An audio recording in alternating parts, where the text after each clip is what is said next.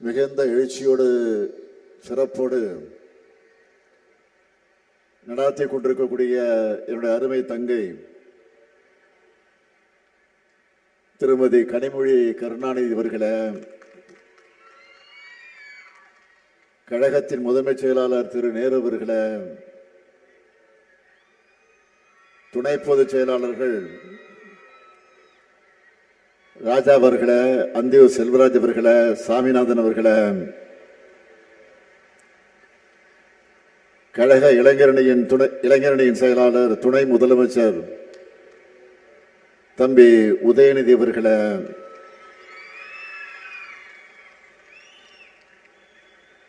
மாண்புமிகு அமைச்சர் முத்துசாமி உள்ளிட்ட அமைச்சர் பெருமக்களே,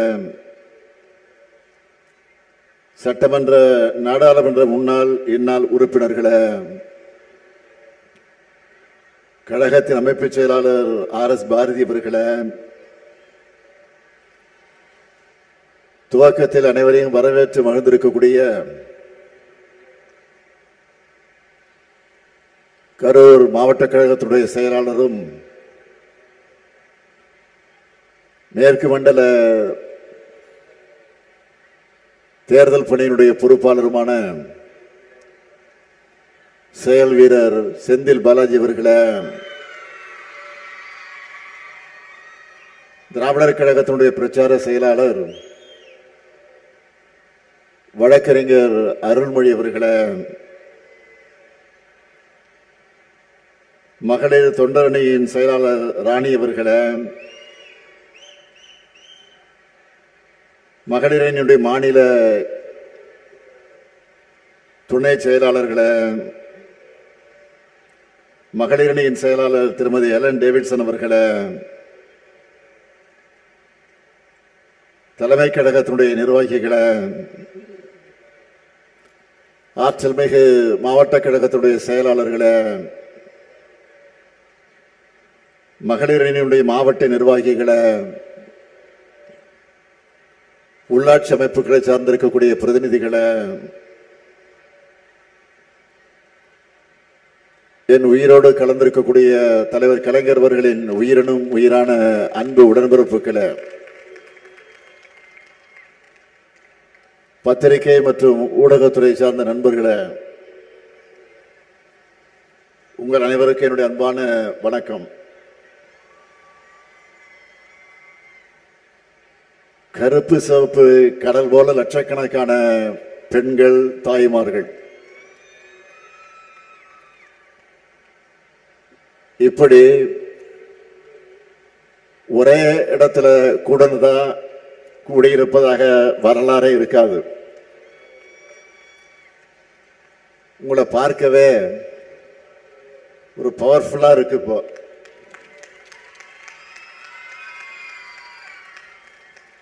பவர்ஃபுல்லா மட்டும் இல்ல, உமன் பவர்ல திமுக திரும்பவும் பவருக்கு வரப்போகிறது என்பது உறுதியாகி இருக்கு. உறுதியாயிடுச்சுல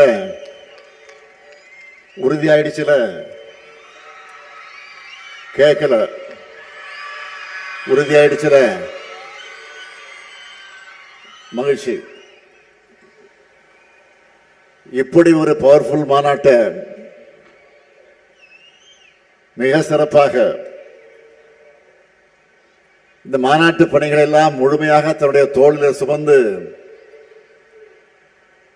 வெற்றிகரமாக நிறைவேற்றி காட்டி இருக்கக்கூடிய ஆற்றல் மிக்க செயல் வீரர், என்னுடைய அன்பு சகோதரர் செந்தில் பாலாஜி அவர்களுக்கு முதல்ல என்னுடைய மனமார்ந்த பாராட்டுக்கள். எந்த களத்துல இறங்கினாலும் அவருக்கு கொடுத்த பணிய பிரம்மாண்டமா செய்யக்கூடியவர் செந்தில் பாலாஜி அவர்கள். மேற்கு மண்டல மாவட்டங்கள் இருக்கிற மக்களோட அன்பும் ஆதரவும் அவருடைய திறமையும் ஒன்று சேர்ந்து நம்முடைய எதிர்பார்ப்புகளை மட்டுமல்ல அதுக்கு மேல நிறைவேற்றி காட்டக்கூடியவர். அதேபோல் இந்த மாநாட்டுக்கு தலைமையேற்றிருக்கக்கூடிய கழகத்தின் துணை பொதுச் செயலாளர், நாடாளுமன்ற குழுவினுடைய தலைவர், என்னுடைய அன்பு தங்கை கனிமொழி அவர்களுக்கும், அவருக்கு துணையாக உடனிருக்கிற மகளிரணி நிர்வாகிகள் அனைவருக்கும் தலைமை கழகத்தின் சார்பில் என்னுடைய பாராட்டுக்களையும் வாழ்த்துக்களையும் நன்றியையும் நான் தெரிவித்துக் கொள்கிறேன். கனிமொழியை பொறுத்தவரை கவிஞர், பத்திரிகையாளர், மரபு கலைகள்ல ஆர்வம் கொண்டவர்னு பன்முக திறமை கொண்டவர். எப்பவுமே புன்னகை மாறாத முகத்தோடு இருப்பார். இப்ப பாருங்க, முகத்தை பாருங்க.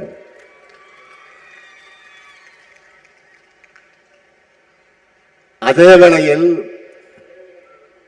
நாடாளுமன்றத்தில் உரிமை குரல் எழுப்பும் போது கர்ஜனை மொழியாகவும் சீருவார். அது மட்டுமல்ல, தேர்தல் வந்துட்டாலே திமுகவுடைய தேர்தல் அறிக்கையினுடைய எப்பவுமே தேர்தல் அறிக்கை தான், திமுகவுடைய தேர்தல் அறிக்கை தான் எப்பவுமே ஒரு ஹீரோ.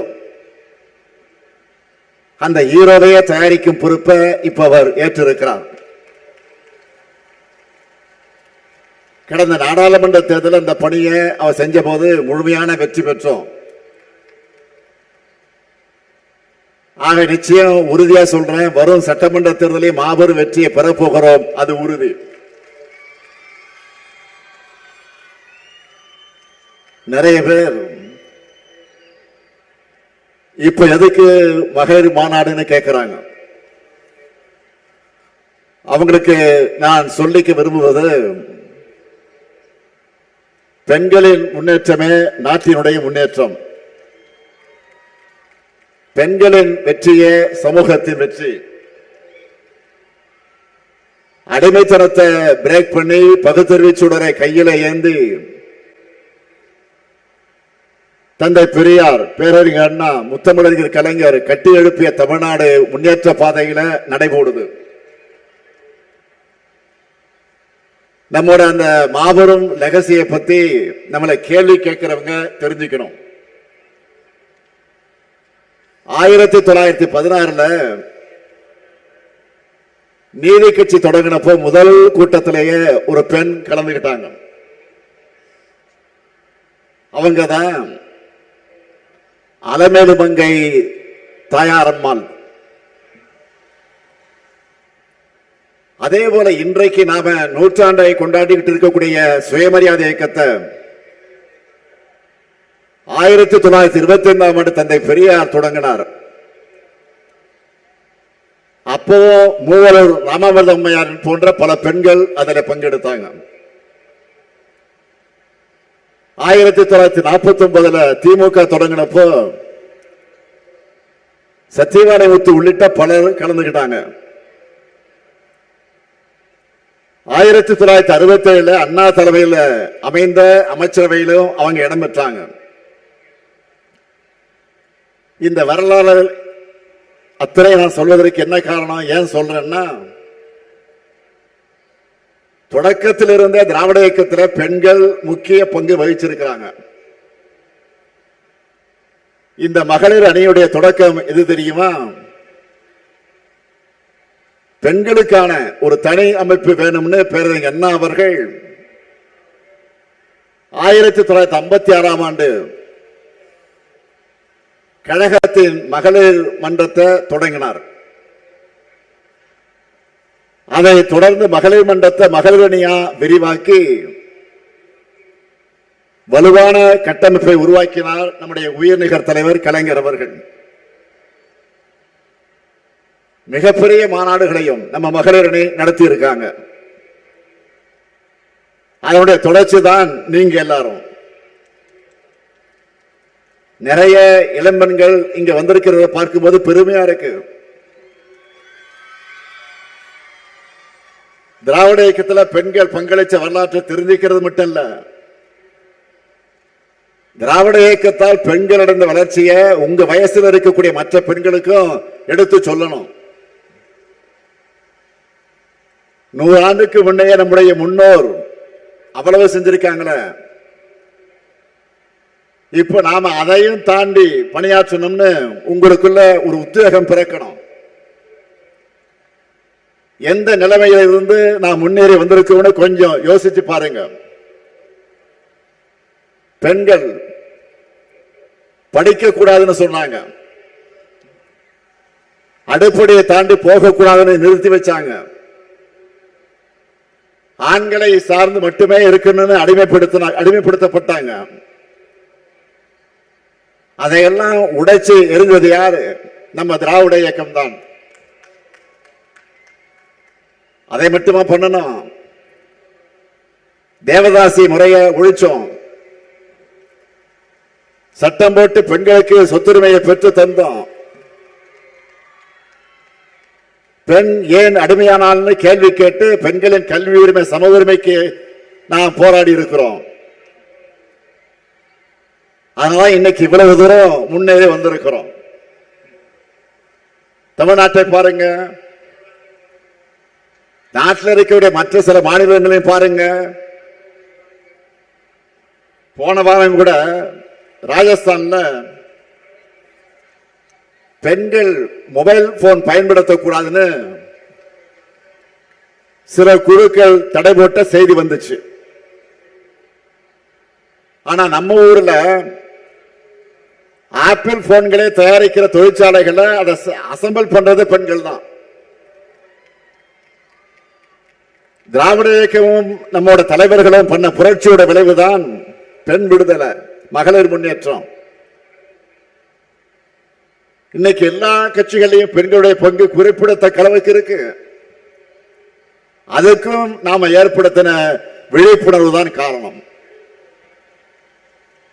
ஆனா வளர்ந்த நாடுகள் கூட எங்கேயுமே பெண்களுக்கான போதிய பிரதிநிதித்துவம் இன்னும் கிடைக்கல. உள்ளாட்சி அமைப்புகள்ல பெண்களுக்கு 33 விழுக்காடு இடஒதுக்கீட்டு நிறைவேற்றினார் நம்முடைய தலைவர் கலைஞர் அவர்கள். 50 விழுக்காடு இடஒதுக்கீடு சட்டத்தை நடைமுறைப்படுத்தக்கூடிய வகையில நகர்ப்புற உள்ளாட்சி தேர்தலை நாம் ஆட்சிக்கு வந்து நடத்தணும்.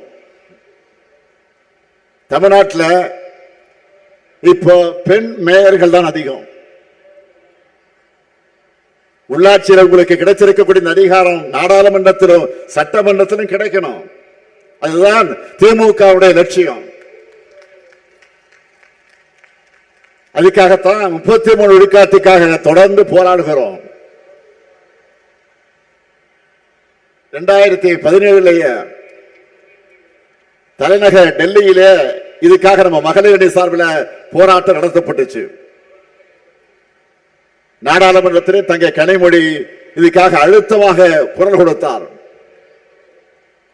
தமிழ்நாட்டுடைய குரலாக மட்டுமல்ல, ஒட்டுமொத்த இந்திய பெண்களின் குரலா நாடாளுமன்றத்தில் கனிமொழி பேசினாங்க. தேவையே இல்லாத நிபந்தனையோடு பெண்களுக்கான 33 விழுக்காடு மசோதாவை ஒன்றிய பாஜக அரசு நிறைவேற்றிருக்கு. தேவையா இல்லாத நிபந்தனையோடு நிறைவேற்றிருக்கு. அது எப்ப நடைமுறைக்கு வரும்னு சொல்ல முடியாத நிலைதான் இருக்கு இன்றைக்கு. இது எதை காட்டுது? ஆபரேஷன் சக்சஸ், ஆனா பேஷன் டெட் சொல்லுவாங்கல்ல, அப்படி இருக்கு அவங்களுடைய செயல்பாடு. பெண்களாகிய உங்களுக்கு நாடாளுமன்றத்திலும் சட்டமன்றத்திலும் அதிகாரம் கிடைப்பதை பாஜக விரும்பல. அதனால பெயரளவுக்கு மசோதாவை நிறைவேற்றிட்டு காலத்தை கடத்துறாங்க. ஆனா நம்ம திராவிட மாடல் ஆட்சியை பொறுத்த வரைக்கும் இது பெண்களுக்கான ஆட்சி. மகளிர் எல்லோரும் இன்னைக்கு அவ்வளவு மன நிறைவா மகிழ்ச்சியா அதிகாரத்தோடு இருக்காங்க. இந்த கூட்டத்தில் என்னோட அம்மாவை போல நிறைய பேர் இருக்கீங்க. எனக்கு சகோதரிகளாக நிறைய பேர் இருக்கீங்க. ஏன் என்னோட மகள்களாக எத்தனை பேர் வந்திருக்கீங்க. உங்க எல்லாருக்கும் எது தேவைன்னு பார்த்து பார்த்து திட்டங்களை உருவாக்கி கொண்டிருக்கிறோம். நம்முடைய வெல்லும் தமிழ் பெண்களை கொண்டாடிட்டு இருக்கோம். பெண்களுக்காக நாம செயல்படுத்துகிற திட்டங்களை முக்கியமான சிலவற்றை மட்டும் இங்க எடுத்து சொல்றேன். பல பேர் குறிப்பிட்டு காட்டி இருக்கிறாங்க. இருந்தாலும் நான் நினைவுபடுத்த விரும்புகிறேன். 1,30,69,831 சகோதரிகளுக்கு கலைஞர் மகளிர் உரிமை திட்டத்தில் மாதந்தோறும் 1000 ரூபாய் உரிமை தொகையை கொடுக்கிறோம். குடும்பங்களுக்காகவும் சமூகத்துக்காகவும் தலைமுறையாக உழைக்கிற பெண்களுடைய உரிமை அது. திட்டத்தின் பேர்லயே உரிமையை கொண்டு வந்து புரட்சியை பண்ணோம். திட்டமும் பெரிய சக்சஸ். தினமும் எத்தனை பேட்டிகள், எத்தனை பேருடைய வாழ்க்கை கதைகள் இந்த திட்டத்தை வச்சு எடுத்து சொல்லிக்கிட்டே இருக்கு. இந்த உரிமை தொகை பல பெண்களுக்கு சுயமரியாதை ஏற்படுத்தி தந்திருக்கு. நிறைய பேருக்கு தன்னம்பிக்கை கொடுத்திருக்கு. நிறைய பேர் இதன் மூலமா சிறு தொழில் தொடங்குறாங்க. இதுவரை ஒவ்வொரு குடும்ப தலைவிக்கும் நாம மொத்தம் 28,000 ரூபாய் கொடுத்திருக்கிறோம். இது சமூகத்தில் மிகப்பெரிய அளவில் பாசிட்டிவ் இம்பாக்டாக உருவாக்கி இருக்கு. அதே போல நம்முடைய மற்றொரு புரட்சிகரமான திட்டம் தான் மகளிர் விடியல் பயணம். 10 ஆண்டு இடைவெளிக்கு பிறகு திமுக ஆட்சிக்கு வந்திருக்கு.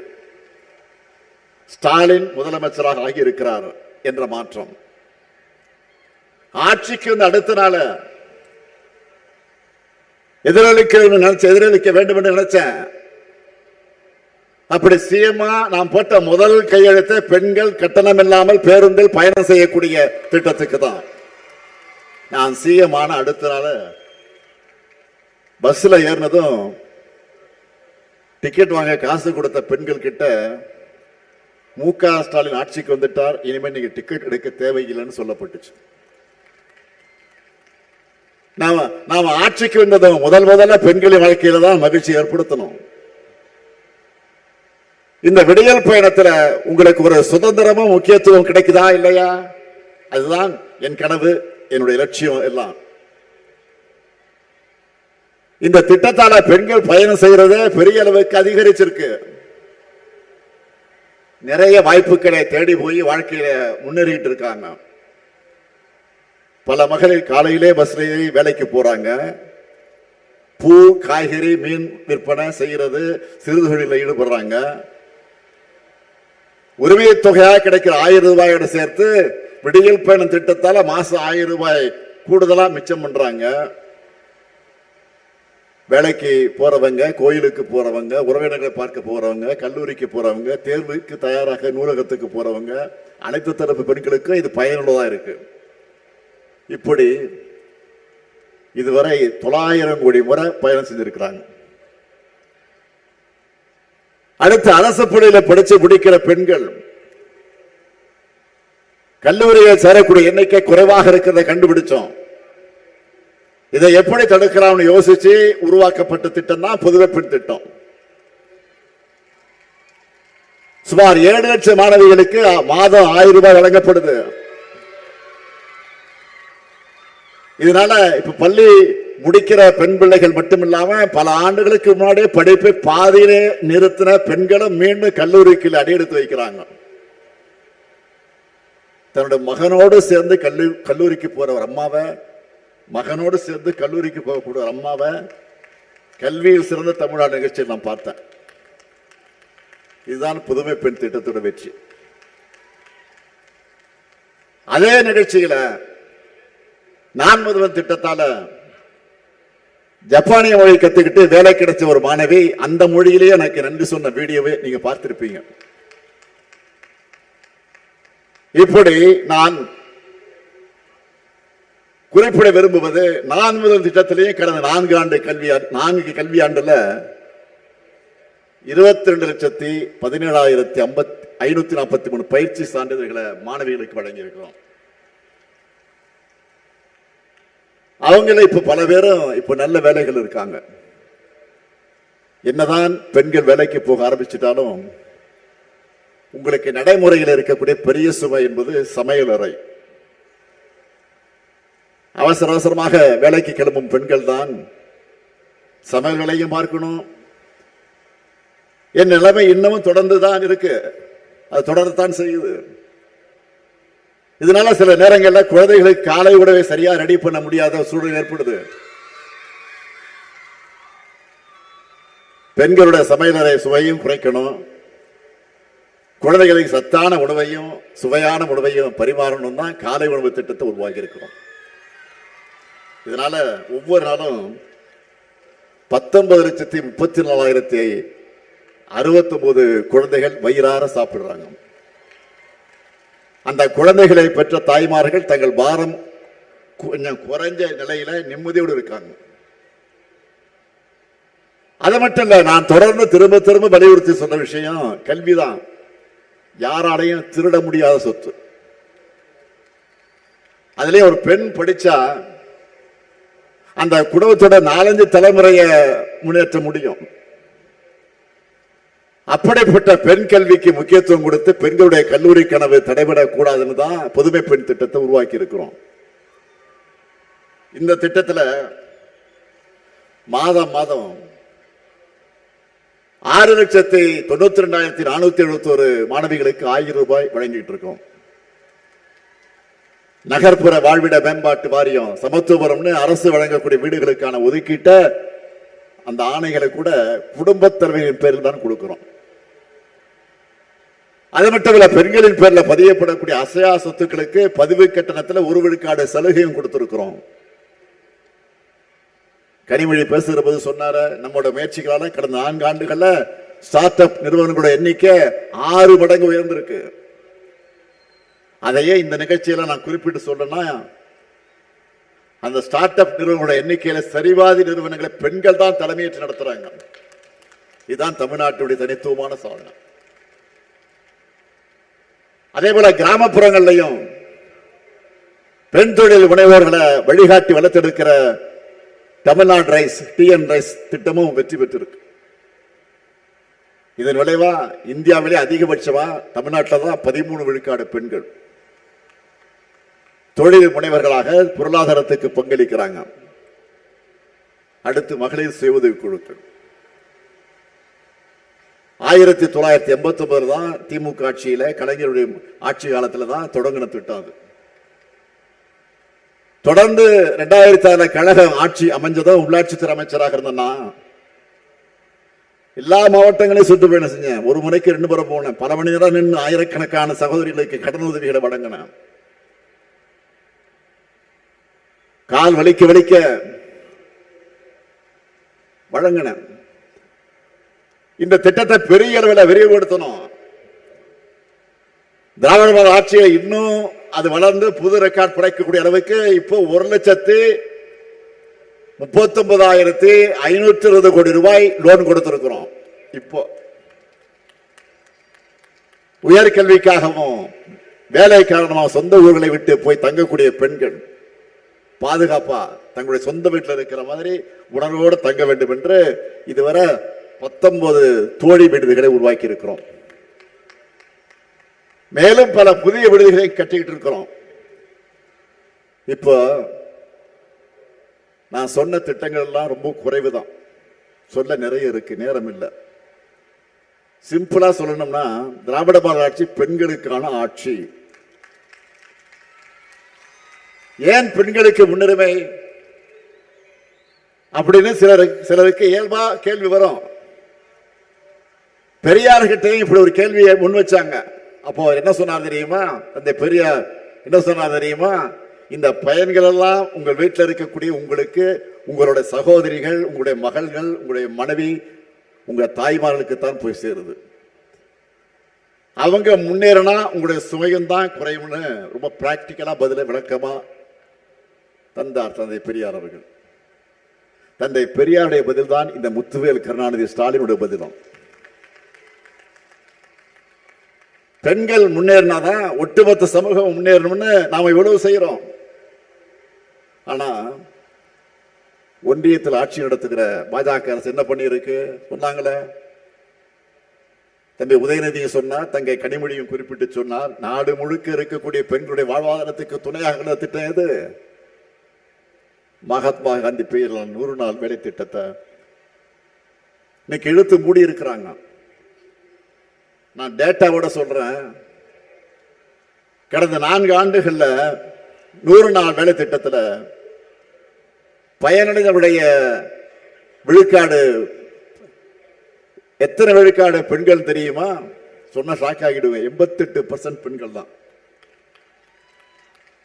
பெண்களுக்கு வாழ்வளித்த இப்படிப்பட்ட திட்டத்தை தான் நிறுத்தி இருக்காங்க. இதனால கிராம பொருளாதாரமும் பணப்புழக்கமும் அடிவாங்க போகுது. பாஜகவோட இந்த நடவடிக்கை பெண்களுக்கு முற்றிலும் விரோதமானது. அதுக்கு ஒத்துவதற்கு யாரு? எதிர்க்கட்சி தலைவர் பழனிசாமி அவர்கள். அவர் என்ன சொல்லுகிறார்? 100 நாள் வேலை திட்டத்தை நிறுத்தல, 125 நாளா உயர்த்திருக்காங்கன்னு பச்சை பொய்ய பிரச்சாரமா பண்ணிட்டு இருக்காரு. யாரு? திரு எடப்பாடி பழனிசாமி அவர்கள். ஏற்கனவே ஆண்டுக்கு சராசரியாக 47 நாள் தான் வேலை கொடுத்திருக்காங்க. இனி அதுவும் கொடுக்க போறதில்ல. இது போதாதுன்னு புது திட்டத்தில் நிதி சுமையும் மாநிலங்களுடைய தலையில கட்டிட்டாங்க. இன்னும் எக்கச்சக்க கண்டிஷன்லாம் போட்டிருக்கிறாங்க. அதெல்லாம் வச்சு பார்த்தா இதுவரை கிடைச்ச 40 சொச்ச நாள் கூட இனி வேலை தெரியாத, கிடைக்குமான்னு தெரியாத நிலையில நாம இருக்கோம். எதையாவது படிச்சாதானே இதெல்லாம் திரு பழனிசாமிகளுக்கு புரியும். கமலாலயத்தில் எழுதி கொடுக்கறது அறிக்கையை அதிமுக லெட்டர் பேட்ல வெளியிட்டு அத்தோட கதை முடிஞ்சிச்சு போயிடுறாரு. ஒருபடி மேல போய் பாஜக சங்கிகளை கூச்சப்படக்கூடிய அளவுக்கு 100 நாள் வேலை திட்டத்தை அது ரத்துக்கு முட்டு கொடுத்து கத்துறாரு, சுத்துறாரு. இப்படிப்பட்ட துரோகங்களையும் தடைகளையும் தாண்டித்தான் திராவிட மாடல் ஆட்சியில நாடே திரும்பி பார்க்கக்கூடிய சாதனைகளை நாம பண்ணிக்கிட்டு இருக்கிறோம். நான் நெஞ்ச நிமிர்த்தி பெருமையோடு சொல்றேன், திராவிட மாடல் ஆட்சி போல பெண்களுக்கு முக்கியத்துவம் கொடுத்து சாதனை செஞ்ச அரசு இருக்கவே முடியாது. இது எல்லாமே தொடக்கம் மட்டும்தான். இன்னும் நிறைய செய்ய போறோம். திராவிட மாடல் 2.0 இப்ப இருக்கக்கூடிய திட்டங்களை விரிவுபடுத்த போறோம். இதெல்லாம் மக்கள்கிட்ட போய் சேரணும்னா நீங்க தான் வீடு வீடாக போய் பிரச்சாரம் பண்ணணும். என்னதான் ஆண்கள் போனாலும் அவங்களால வாசற்படி வரைதான் போய் பிரச்சாரம் பண்ண முடியும். இதுவே பெண்களான நீங்க ஆளுக்கு போலாம், கிச்சன் வரைக்கும் போலாம். வீட்டுக்குள்ள மட்டுமல்ல, அந்த வீட்டு பெண்களுடைய மனசுக்குள்ளே நீங்க நிச்சயம் போக முடியும், நுழைய முடியும். உங்ககிட்ட தான் அந்த எமோஷனல் கனெக்ட் இருக்கு. அதை முழுமையாக பயன்படுத்தி நம்ம திட்டங்கள் எல்லாம் வீட்டுக்குள்ளே நீங்க கொண்டு போய் சேர்க்கணும். உரிமை தொகை, விடியல் பயணம், புதுமை பெண் போன்ற பல்வேறு மகளிர் நல திட்டங்கள் தொடரணும்னா இந்த ஸ்டாலினின் திராவிட மாடல் ஆட்சி தொடர வேண்டும் என்று நீங்க எடுத்து சொல்லுங்க. உங்கள் மகளிர் அணியில எல்லாருடைய பணிகளையும் நான் உன்னிப்பா கவனிச்சுட்டு தான் இருக்கேன். சோசியல் மீடியாவுக்கு இப்போ பெரிய அளவு ரீச் இருக்கு. அதை நாம முழுமையா பயன்படுத்திக்கணும். மகளிர் அணியில குறிப்பிட்டு சொல்லணும்னா அனிச்சம் கனிமொழி, மருத்துவர் யாழினி போன்றக்கூடிய சோசியல் மீடியா செயல்பாடுகள், விவாதங்கள் சிறப்பா இருக்கு. எல்லாரும் பாராட்டுறாங்க. இவங்களை போல இன்னும் எத்தனையோ பேர் சிறப்பாக செயல்பட்டு இருக்கீங்க. அது இன்னும் பல மடங்கு அதிகமாகணும். நிச்சயம் அதை செய்வீங்கன்னு நான் நம்புறேன். என்னை பொறுத்த வரைக்கும் தங்கை கனிமொழிக்கு மட்டும் நான் அண்ணன் இல்லை, இங்க வந்திருக்கக்கூடிய கொள்கை சொந்தங்கள் அவங்க எல்லோருக்கும் நான் அண்ணன் தான். உங்க குடும்பத்தில் ஒருத்தன் தான் நான். அதனால்தான் உரிமையோடு சொல்லுகிறேன், தமிழ்நாட்டு பெண்களின் முன்னேற்றத்தை அடுத்த கட்டத்துக்கு கொண்டு செல்ல திராவிட மாடல் 2.0 ஆட்சி அமைந்தே தீரணும். அதுக்காக உங்க பணியை இப்பவே தொடங்கணும். என்ன எல்லாரும் ரெடியா? இன்னும் சத்தமா? இன்னும் சத்தமா? பல்லடத்தில் ஒடிக்கிற உங்க குரல் தமிழ்நாடு முழுக்க கேட்கட்டும். பெண்களை மிஞ்சின பேராற்றல்னு எதுவுமே இல்லை. வீட்லயும் சரி நாட்டிலையும் சரி பெண்களான நீங்க முடிவு பண்ணிட்டா அதை யாராலும் மாற்ற முடியாது. வெல்லும் தமிழ் பெண்களை வெற்றியை தேடித்தாங்க. நான் மீண்டும் உங்களுக்கு உறுதியாக சொல்லுகிறேன், அடுத்து அமைய இருக்கக்கூடிய திராவிட மாடல் 2.0 பெண்களுக்கான ஆட்சியாகத்தான் இருக்கும். உங்க எல்லாருக்கும் அட்வான்ஸ் புத்தாண்டு வாழ்த்துக்கள். நன்றி, வணக்கம்.